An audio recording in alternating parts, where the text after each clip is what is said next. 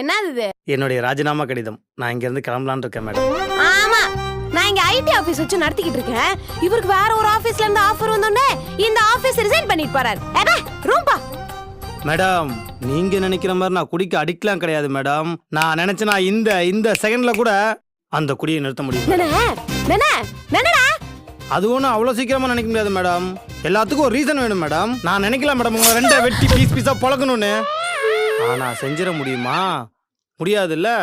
ஏண்டா உன்னை கூட்டிட்டு வந்து குடிப்பழக்கத்துல இருந்து வெளில கொண்டு வந்து உனக்கு ஒரு நல்ல வாழ்க்கை அமைச்சு கொடுக்கலான்னு பார்த்தா நீ என் வாழ்க்கைக்குள்ள வந்து என்ன வெட்டி போட்டுருவியா?